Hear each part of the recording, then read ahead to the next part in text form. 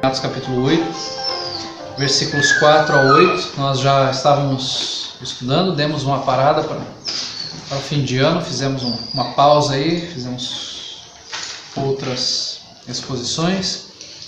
Vamos lá para o capítulo 8, então, voltando, lembrando que nós estávamos falando sobre o martírio de Estevão, depois da pregação que ele traz acerca de Jesus Cristo, trazendo desde o Antigo Testamento como os pais do povo ali negligenciaram e perseguiram e mataram os profetas, assim como eles fizeram, os mestres da lei fizeram a mesma coisa, matando Jesus Cristo.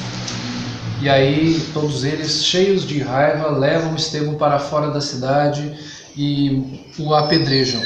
O texto termina falando ali que Saulo consentia na morte de Estevão e que houve uma grande perseguição naquela época e as pessoas então se dispersaram ali pelas regiões da Judéia e Samaria. Então o texto vai chegar ao versículo 4 dizendo assim: Entre mentes, os que foram dispersos iam por toda parte pregando a palavra. Filipe, descendo à cidade de Samaria, anunciava-lhes a Cristo.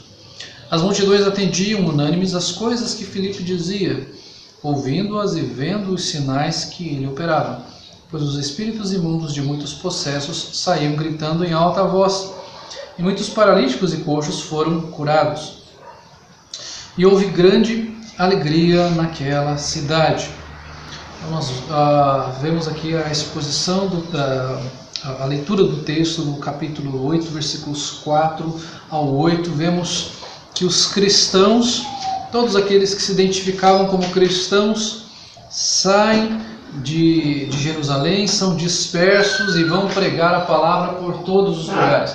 Essa semana houve uma grande polêmica, tão profunda esta semana, de as pessoas falando lá de uma ministra que chegou lá falando que as meninas vestem rosa e os meninos vestem azul. E isso foi um escândalo e todo mundo começou a falar, ela quis dizer que menino não pode usar rosa, que menina não pode usar azul e não sei o que. Isso é interessante que algumas pessoas podem deturpar as palavras quando elas não concordam com a gente em primeiro lugar. Mas o que a gente entende, o que a gente entendeu do que aconteceu ali, pelo menos o que eu entendi, foi que uma pessoa ali estava falando sobre uma identificação. Não está falando que é obrigatório uma criança usar rosa, uma menina, e um menino é obrigatório ele usar azul. Mas que isso identifica aquela criança como uma menina que usa rosa e um menino que usa azul. Normalmente se faz assim. Dificilmente um pai vai chegar para uma criança que é um menino na maternidade com um conjuntinho rosa, com todo o enxoval em rosa. Não é assim, a gente sabe que não é. Existe todo o nosso padrão e dificilmente alguém vai chegar lá, é um menino, nasceu menino, vou levar tudo rosa. Vem cheio de bonecas rosas, todo coberta rosa, roupa. Não é assim. Não existe uma identificação. Assim como nós crentes. Existe uma identificação de quem é crente e de quem não é. O que aconteceu aqui ao povo de Israel, aos crentes que estavam ali, foi para identificar quem eram os cristãos. Houve uma dispersão, um espalhamento. Essas pessoas tiveram que ser fugidas dali, porque elas eram identificadas. Aqueles são crentes, aqueles lá não são, mas aqueles são. Existe uma identificação em todo lugar que você vai, tem uma identificação. Você consegue perceber, você consegue diferenciar, desde um local que você chega de trabalho, você diferencia onde é um banheiro e onde é uma cozinha, óbvio, fica muito claro. Quando você está no trânsito e você vê um semáforo, você vê que existem cores diferentes. Você não, normalmente, se você anda dentro da lei, você não passa no sinal vermelho.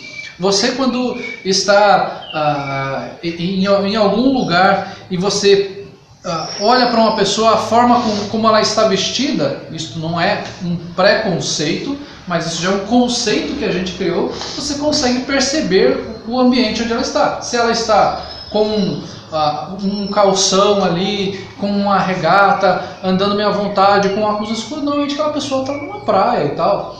Dificilmente você vai encontrar alguém na areia da praia de terno e gravata. Não é assim? E dificilmente você vai encontrar uma pessoa que vem à igreja de sunga, de óculos escuros. Não, é um padrão, você identifica. Né? São aquelas perguntas de tolerância zero, né? Aquela pessoa que tem calçãozinho, de óculos escuros, sem camiseta, você pergunta, e aí, tá indo nadar ali na praia? Não. Ele fala, não, tô indo ali na igreja, vai ter culto agora. Você sabe que ela não está indo para a igreja, está para a praia, com certeza. Não está indo trabalhar. Então, existe uma identificação. Ou seja, o crente também tem uma identificação. E por este fato de o crente ser identificado, facilmente houve a dispersão. Senão eles conseguiriam, portanto, se misturar na multidão, ficarem quietinhos ali e não haveria perseguição alguma. Todas as pessoas conseguiam identificar quem eram os cristãos. Então a perseguição serviu para fazer esta separação.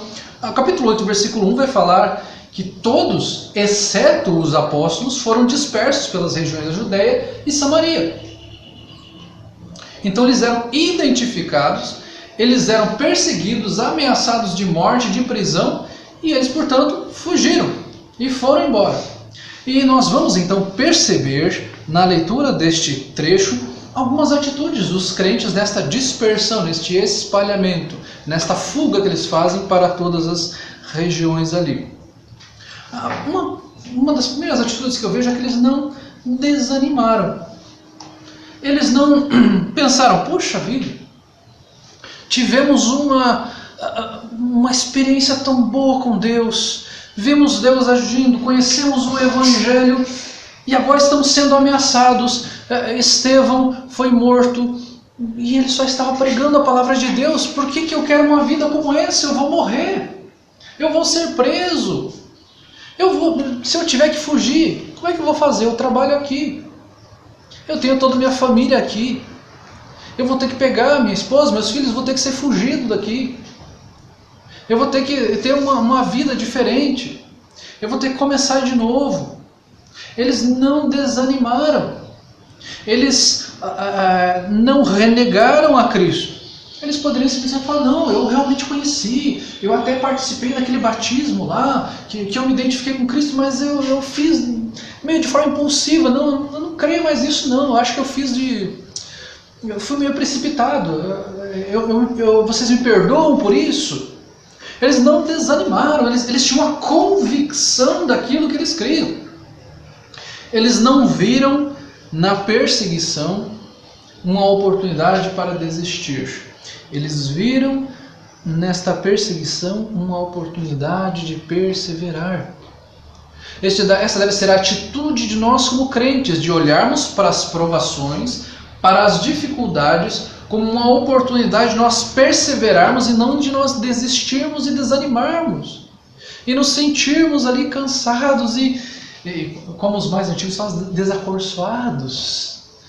Não quero mais, está tão difícil, tantos problemas, acho que melhor vamos parar por aqui, né? Já deu o que tinha que dar, já aconteceu o que tinha que acontecer. Não, eles não desanimaram, eles não renegaram a Cristo, eles não tentaram viver um cristianismo secreto. Vamos viver de forma secreta. Eu vou ser um crente secreto que eu fico na minha casa, eu faço umas orações escondidas lá no meu quarto, longe da minha família, eu faço de conta que eu concordo com o que os meus parentes, com o que as pessoas ao meu redor estão falando. Eu só faço de conta, mas o que vale é o meu coração. Poderiam racionalizar assim, não poderiam? Eles não fizeram isso. Eles decidiram viver um genuíno evangelho e eles não desanimaram. O texto fala que eles foram dispersos por toda parte, pregando a palavra. Eles não deixaram de pregar a palavra. Eles perceberam que Estevão foi morto por pregar a palavra. O que eles poderiam fazer? Ele foi morto por pregar a palavra. Eu não quero morrer. Ou seja, eu não vou pregar a palavra. O que eles fizeram? Continuaram pregando a palavra. Estamos sendo perseguidos? Vamos continuar pregando, porque a gente tem convicção daquilo que a gente está falando. Eu não vou deixar de falar. Não é assim que as pessoas fazem quando têm suas convicções? Mesmo que ela seja perseguida, ela vai continuar falando. Em política é assim. Com futebol é assim. Com o evangelho tem que ser muito mais. O nosso rigor, o nosso desejo, a nossa vontade tem que ser muito maior. A nossa convicção tem que ser muito maior do que do nosso time favorito, nosso partido favorito, nossa linha de pensamento filosófico, a nossa linha de pensamento qualquer. O evangelho é muito maior que tudo isso. Então, os cristãos daquela época, eles não desanimaram. Eles não se esconderam. E este se esconder aqui, não estamos falando aqui de forma literal, porque eles fugiram. A gente vê aqui no texto, fala que eles foram dispersos, ou seja, eles fugiram. Eles fugiram da morte, do perigo de morte. Eles foram ameaçados de prisão e de morte, se eles continuassem pregando o evangelho. Mas eles não se esconderam no sentido de, eu vou fugir daqui para não morrer, eu vou para uma outra cidade onde ninguém me conhece e vou ficar lá escondido, tremendo de medo. Eu vou para outro lugar, mas eu vou para esse lugar e eu vou pregar lá. Aqui estou sofrendo perigo de morte, eu vou pregar em outro lugar. E esse evangelho vai ser pregado lá. Eles começam uma nova vida em um outro lugar, numa nova realidade, num outro ritmo, pregando a palavra de Deus. É uma nova vida. Eles têm uma nova vida e onde eles estão, eles vão lá para pregar a palavra de Deus. Aproveitem a oportunidade onde eles estão para pregar a palavra de Deus. Aonde quer que nós estejamos, devemos aproveitar as oportunidades para pregar a palavra de Deus. As pessoas que vêm até nós, ou que nós vamos até as pessoas, devemos aproveitar para pregar a palavra de Deus. Essas últimas semanas que nós vendemos algumas coisas aqui em casa, pelo Desapega, pela OLX, a gente tem que aproveitar. A gente entregou panfletinhos, conversou, entregou e-books, falou de Cristo. É uma oportunidade de pregar o evangelho. Nós não podemos nos esconder. Nós devemos nos identificar, falar, eu creio no evangelho. Olha aqui, é nisso aqui que eu creio. Você quer ler? Tem esse versículo aqui, tem essa palavra. Você quer participar do culto? Você quer aprender a palavra de Deus um pouco mais? Aproveitar essas oportunidades. A oportunidade com o vizinho. De tomar chimarrão com o vizinho. Você fala, toma um chimarrão com o vizinho, você prega o evangelho para ele. Vai tomar um café com ele, você prega o evangelho. A gente não se esconde. Só porque as pessoas vão falar algo de nós. Não. As pessoas têm que nos identificar como cristãos. Falar, esse cara, ele é crente. Ele é cristão. Ele é evangélico, seja lá qual nome essa pessoa usa. E não é aquela coisa que você convive com uma pessoa 2, 3, 5 anos e fala, ele é evangélico? Faz 5 anos que eu conheço, nem sabia. Às vezes a gente tem esse talento, entre aspas, de nos escondermos, de nos omitirmos, de ficarmos acuados no canto e de não falarmos daquilo que nós cremos. Eles fugiram do perigo de morte, mas continuaram pregando a palavra de Deus. Eles continuavam fazendo isso em todas as oportunidades. Eles eram verdadeiros arautos do rei, mensageiros do rei, aqueles que vão à frente lá para anunciar: o rei está chegando, o rei está vindo, preparem-se para adorá-lo, preparem-se para recebê-lo, preparem-se para louvá-lo, o rei vem em breve. Eles eram arautos do rei, eles eram identificados, eles são crentes. Esses são aqueles cristãos que falam daquele Cristo. E qualquer adjetivo que eles deem para a gente. Então os crentes não se esconderam e nós não devemos nos esconder também. Eles viram tudo isto como uma oportunidade de servir a Cristo. Eles vão até Samaria, como diz ali o texto no versículo 5, Filipe, descendo até a cidade de Samaria, anunciavam-lhes a Cristo. Aquele Filipe, o diácono que foi escolhido juntamente com Estevão, nós vemos que esses lugares anteriormente Jesus havia proibido de eles irem, no sentido de que a prioridade era pregar para a nação de Israel primeiramente e depois, futuramente, eles iriam para Samaria. Eles tiveram contato com os samaritanos na sociedade de Israel, mas não foram até Samaria. O texto de Mateus capítulo 10, versículos 5 e 6, Jesus fala sobre isso. Ele fala o seguinte: a estes 12 enviou Jesus, dando-lhes as seguintes instruções: não tomeis rumo aos gentios, nem entreis em cidade de samaritanos, mas de preferência procurai as ovelhas perdidas da casa de Israel. Ele fala, a preferência agora, o evangelho foi primeiramente pregado às ovelhas perdidas de Israel. Esta era a prioridade: primeiro pregar as ovelhas perdidas de Israel, depois o evangelho seria pregado aos gentios, passando então por toda a Judéia, Samaria até os confins da terra. Então, depois disso, o Senhor providencialmente manda-os até a Samaria, Judéia e depois aos confins da terra, para que preguem o evangelho. Ou seja, a providência de Deus nesse sentido foi uma perseguição. Pode ser que a gente não enxergue isso como bênção, mas a Bíblia nos mostra como uma bênção. A perseguição aqui foi uma bênção, porque a perseguição foi um instrumento que Deus usou para que aquele povo saísse dali e fosse pregar o evangelho, começasse a pregar o evangelho nas redondezas, Samaria, Judéia, e depois sendo levado até os confins da terra, quando Paulo, no capítulo 9, vai perseguir ali o povo de Deus, indo para Damasco, tem um encontro com Cristo, e ele vai levar o evangelho até os confins da terra, vai passar por todas aquelas regiões, Corinto, Tessalônica, vai para Roma, tinha os planos de ir até a Espanha, e este evangelho é espalhado até os confins da terra. Ou seja, a perseguição aqui foi uma providência, uma bênção de Deus para que o evangelho fosse pregado até os confins da terra.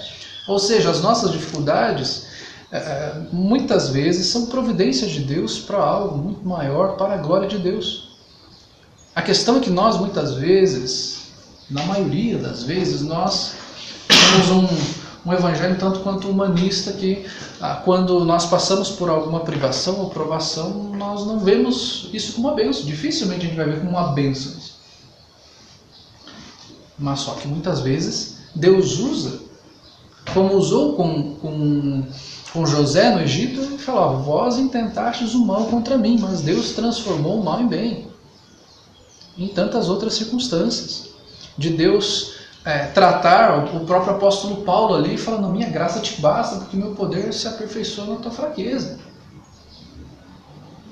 Então nós vemos as dificuldades, as provações, as privações, como uma providência de Deus para cumprir os seus propósitos.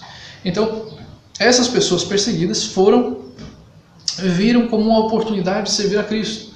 Ou seja, nós também devemos olhar para as provações, para as tribulações, para as dificuldades, como uma oportunidade de nós servirmos a Cristo, e não como uma oportunidade de nós nos afastarmos dele. Senhor, tanta dificuldade assim, acho que não vale a pena te servir. Como se servir a Deus fosse uma troca. Eu te sirvo, o Senhor me abençoa. E aí ficamos quites. Não é uma troca. Deus nos abençoa imensamente. Deus nos dá muito mais do que nós precisamos e merecemos. Então não é uma troca, eu vou servir a Deus se Ele me abençoar, não é assim.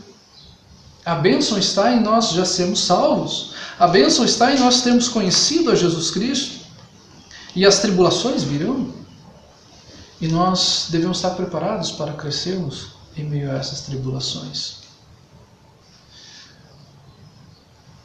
Quando fala ali que Filipe desce à cidade de Samaria, anunciava-lhes a Cristo.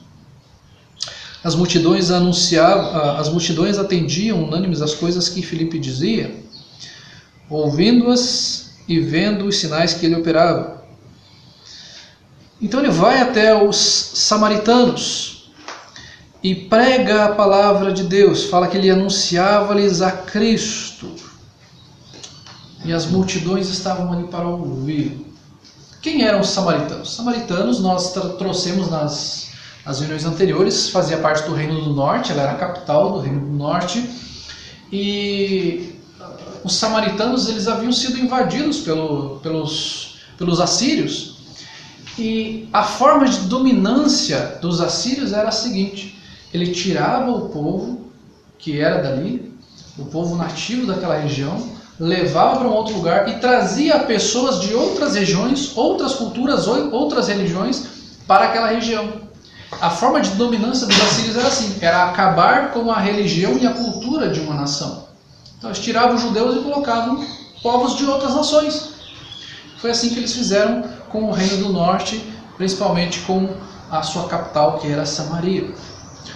Então eles tornam aquele ali um povo miscigenado e sincretista. Se vocês forem olhar comigo lá em segundo livro dos Reis, capítulo 17, versículo 24, vocês vão conferir comigo exatamente o que aconteceu lá.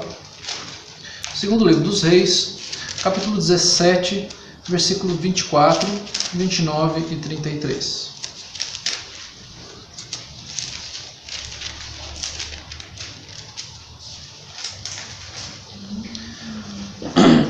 O texto lá diz assim: o rei da Assíria trouxe gente de Babilônia, de Cuta, de Ava, de Ramate, de Sevarvaim, e as fez habitar nas cidades de Samaria, em lugares dos filhos de Israel. Tomaram posse de Samaria e habitaram nas suas cidades. É o versículo 29. Porém, cada nação fez ainda os seus próprios deuses nas cidades em que habitava, e os puseram nos santuários dos altos que os samaritanos tinham feito. E o versículo 33. De maneira que temiam o Senhor e ao mesmo tempo serviam aos seus próprios deuses, segundo o costume das nações dentre as quais tinham sido transportados. Ou seja, houve uma miscigenação porque ficaram alguns israelitas ali, mas vieram povos de outras nações com outros deuses, e fala que eles temiam a Deus, no sentido de que eles conheciam a Deus, mas eles adoravam outros deuses. Então eles faziam uma mistura de coisas. Como nós temos no nosso país, uma miscigenação de raças e um sincretismo religioso, onde você vê, às vezes, igrejas que se dizem evangélicas que são muito parecidas com cultos afros, com espiritismo. Então, em Samaria havia toda essa mistura de um israelita, mas com os deuses daquelas outras nações, com a cultura daquelas nações. Então se tornou um povo pagão, um povo que misturou tudo, e tinha uma mistura de deuses, uma mistura de crenças, onde você tira completamente a característica essencial que era o monoteísmo israelense. Entre Israel, Jerusalém e Samaria havia uma rivalidade entre eles, porque em Samaria existia um templo que havia sido construído para adoração a Deus lá. Em Jerusalém, obviamente, existia o templo, né? O templo de Jerusalém. O templo foi feito por Salomão, depois foi reconstruído, novamente reconstruído depois por Herodes, né? Primeiro lá por Zorobabel, depois por Herodes. E então havia esta rivalidade, tanto que essa rivalidade a gente vê quando Jesus vai conversar com a mulher samaritana e ela fala: Senhor, onde nós vamos adorar? Nós vamos adorar aqui no nosso monte aqui, ou nós vamos adorar lá em Jerusalém? Jesus fala: vai chegar o dia que vocês não vão adorar nem aqui nem lá, mas os verdadeiros adoradores vão adorar em espírito e em verdade. Então havia esta rivalidade entre samaritanos e judeus. Eles também esperavam por Messias. A mulher samaritana fala: eu sei que o Messias virá, né? Eu espero por ele, né? Os samaritanos, eles não eram considerados judeus, eles eram considerados uma raça mista. Eles eram odiados e desprezados pelos judeus. Eles não consideravam nem como próximo. Existem escritos antigos que dizem que a lei dizia que era para amar o próximo, mas se eu ver um samaritano se afogando, eu posso deixá-lo se afogar, porque ele não é o meu próximo. Eles odiavam os samaritanos. Eles davam voltas imensas para não passar por dentro de Samaria. Eles não conversavam com os samaritanos. Eles sequer olhavam para os samaritanos. Eles consideravam imundos. Eles não comiam no mesmo prato que um samaritano fosse comer. Era uma relação de ódio e de desprezo. E aqui nós vemos então que Samaria, quando Felipe chega ali e anuncia a Cristo a eles, e as multidões atendem unânimes às coisas que Felipe dizia, ouvindo-as e vendo os sinais que ele operava, pois os espíritos imundos de muitos possessos saíam gritando em alta voz, e muitos paralíticos e coxos foram curados, e houve grande alegria naquela cidade. Felipe vai lá, prega a palavra de Deus, expulsa demônios, cura pessoas, faz curas miraculosas.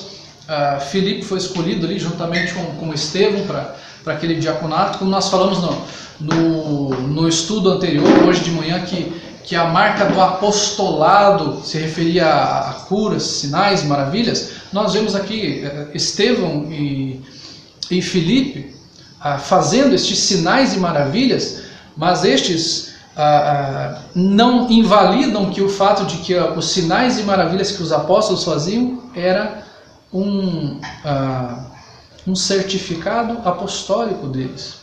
Filipe e Estevão não eram apóstolos, mas isso é um fato onde a Bíblia coloca estas exceções que apenas vão confirmar a regra. Nós vemos também Ananias, que fazia milagres ali, que curou o apóstolo Paulo e tudo mais, mas que era um fato isolado ali, mas que o ato de sinais e maravilhas e prodígios era dado especialmente e principalmente aos apóstolos. Então, Filipe faz esses milagres, expulsa demônios ali, e aqui então mostra este povo que era desprezado, este povo que tinha esta rivalidade toda. É como se o Senhor estivesse mostrando para eles ali que este povo que vocês tanto odeiam, que vocês desprezam, eu vim para eles também. Haverão pessoas salvas entre eles, daqueles que vocês odeiam, daqueles que vocês têm repulsa, daqueles que vocês acham que são piores do que um animal, daqueles que vocês sequer olham na cara deles. Terão pessoas salvas deles. Terão pessoas das quais eu vou mostrar que eu as amo, que eu vou derramar da minha graça sobre elas. E nós vemos algumas histórias na Bíblia muito antes do Pentecostes de acontecer. Vocês conhecem a história do bom samaritano, onde tem aquele homem descendo e ele é assaltado e ele ali fica quase morto no meio daquele caminho, e passa ali os religiosos, passa o sacerdote, passa o levita, e ninguém cuida dele. E aí passa um samaritano que cuida dele, que cuida das suas feridas, que coloca em cima do seu cavalo, que leva até uma hospedaria, que paga pelo tratamento dele e fala, olha, e se precisar pagar mais depois eu pago. Jesus usa desta parábola do samaritano. Jesus também tem um encontro com 10 leprosos, onde ele cura estes 10 leprosos, e aquele que volta para glorificar a Jesus, o texto do capítulo 17 de Lucas, versículo 16, vai falar, e ele era samaritano. Então Deus derrama da sua graça até aqueles que são odiados, que estão à margem da sociedade, aqueles que estão à margem da sociedade de Israel, e estão à margem da nossa sociedade, que a gente olha isso aí, ele é um páreo, isso aí não serve de nada, isso aí não tem salvação. O Senhor derrama da sua graça. Nós vemos também esta mulher samaritana de João capítulo 4, onde uma pessoa não conversava, sequer dirigia o olhar para um samaritano, quanto mais uma mulher. Um homem conversar com uma mulher. Imagina uma situação dessa. E Jesus conversa com essa mulher. Ele apresenta a palavra de Deus, ele apresenta o Evangelho, como nós vemos aqui em João capítulo 4, versículos 24 ao 27, onde diz o seguinte: Deus é Espírito e importa que os seus adoradores o adorem em Espírito e em verdade. Eu sei, respondeu a mulher, que há de vir o Messias, chamado Cristo. Quando ele vier, nos anunciará todas as coisas. Disse-lhe Jesus, eu sou, eu que falo contigo. Neste ponto chegaram seus discípulos e se admiraram de que tivesse falando com uma mulher. Todavia, nenhum lhe disse, que perguntas? Ou, por que falas com ela? Então ela fala aqui, ela cria no Messias, naquele que era chamado Cristo. E Jesus fala, eu que estou falando com você, eu sou este Messias, eu sou este Cristo que você tanto espera. Jesus se anuncia para ela como um Salvador. Eles são objetos da graça de Deus. Então eles não desanimam, eles não se escondem, eles pregam a palavra, inclusive para aqueles que eram os desprezados por todos. Aqueles que seriam as últimas pessoas do universo que eles conversariam. eles levam uma mensagem do Evangelho para que aquelas pessoas creiam no Evangelho. E o texto aqui nos fala que há sinais e maravilhas, que espíritos imundos são expulsos da vida das pessoas, que pessoas são curadas, que paralíticos e coxos são curados. Há uma verdadeira transformação naquelas pessoas, há uma libertação na vida daqueles samaritanos. Algumas reflexões e aplicações que ficam para nós nesta noite. Situações difíceis devem servir para nós glorificarmos a Deus, não para nós desistirmos, desanimarmos e nos escondermos. Nós não devemos nos esconder. A vida que nós temos é para glorificar ao Senhor. Não é para nós nos escondermos debaixo da cama e ficarmos com medo.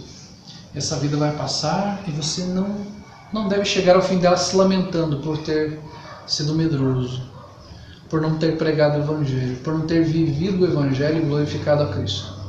Esta vida deve ser gasta, deve ser investida no reino de Deus, não para nos escondermos, não para nos autocomiserarmos e ficarmos, como eu sou coitadinho, como eu sou marginalizado, eu não tenho isso, não tenho... Não, viva para Cristo, viva para glorificar ao Senhor. Pense que as oportunidades que você tem são para glorificar ao Senhor. Anunciar o Evangelho de Cristo precisa estar entre as nossas principais motivações. O principal objetivo da sua vida é glorificar a Cristo. É você desfrutar de Cristo. E a sua motivação para glorificar a Cristo eu vou falar dele, para que ele seja glorificado por outras pessoas. Eu quero glorificá-lo e eu quero que outras pessoas o glorifiquem. Então eu vou pregar o Evangelho onde quer que eu esteja, com as pessoas com as quais eu converse, nas redes sociais onde eu estou, na escola, no trabalho onde eu estou. Eu vou anunciar este Evangelho para as pessoas, porque deve estar entre as minhas principais motivações. Eu posso conversar sobre o meu trabalho, eu posso conversar sobre as novidades da minha vida, eu posso conversar sobre as minhas conquistas, eu posso conversar sobre um tapete novo que eu comprei aqui em casa, mas principalmente eu tenho que pregar o Evangelho porque ele é necessidade primordial da vida das pessoas. Elas precisam de Cristo. É o Evangelho quem transforma, não é o entretenimento, não é a sua simpatia. Não é qualquer coisa que você faça. É o Evangelho quem vai transformar a vida dessas pessoas. Não é a esperança que você vai dar para ela de uma suposta cura, de uma suposta restauração de alguma coisa. É o Evangelho. Você vai levar o Evangelho para que ela creia no Evangelho. Muito mais do que um casamento restaurado, a necessidade de uma alma restaurada. É muito importante um casamento seja restaurado de uma pessoa que não crê em Cristo. Mas ela precisa que a sua alma seja restaurada também. Não adianta ela se voltar para o seu casamento, e apenas isso é bom sim, mas ela precisa crer em Cristo também.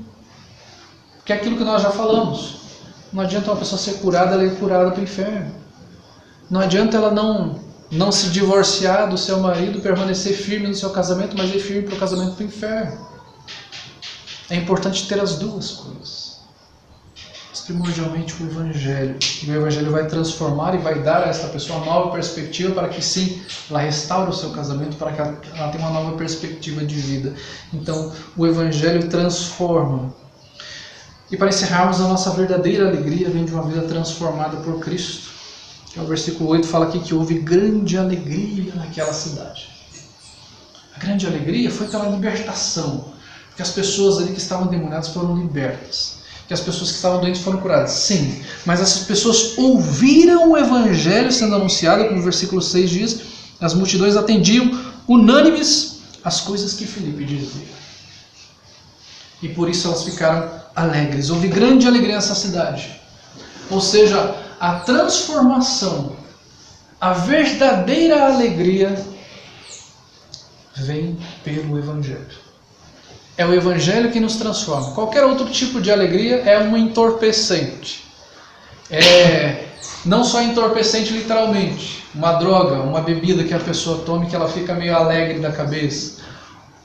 Mas o entorpecente no sentido de dinheiro, posses, namoro, casamento, isso pode nos dar temporariamente uma alegria. Mas quando isso nos traz algum momento de dificuldade, aquela alegria acaba. Se a nossa alegria está pautada nisso. A verdadeira alegria vem de uma vida transformada por Cristo. Ou seja, a nossa alegria está nele. Nós nos alegramos no Senhor, como diz o apóstolo Paulo em Filipenses. Alegrai-vos no Senhor. Não é alegrai-vos no seu carro, na sua casa, no seu cônjuge, nos seus bens, na sua conta bancária. Alegrai-vos no Senhor. Esta é a verdadeira alegria que o crente tem, que ele vai demonstrar não porque ele está com um sorriso no rosto, não porque a sua foto no perfil do Facebook ou do WhatsApp ele está bonitão, sorrindo, está lá na praia, está lá na casa de campo, sorrindo, falando, olha como eu sou feliz. Não, mas porque a sua verdadeira alegria está em Cristo. Essa é a verdadeira alegria. Se você está buscando alegria em outro lugar, você está perdendo seu tempo. Você vai ter só uma alegria temporária. É como se fosse uma pílula de alegria que você toma. E daqui a pouco ela acaba e você precisa de outra, de outra, de outra. Mas se a sua alegria está em Cristo, ela é uma alegria permanente. Ela não vai depender das circunstâncias. Filipe leva esta alegria a essas pessoas. Ele sai da sua cidade, ele foge dali e ele leva o evangelho, ele leva alegria para essas pessoas. Ele não era um palhaço. Ele não estava no picadeiro. Ele não era um artista circense. Ele era um pregador do evangelho e levava a verdadeira alegria. A alegria que não acaba. A alegria no Senhor. Alegrai-vos no Senhor. Que a nossa esperança esteja no Senhor, em Jesus Cristo.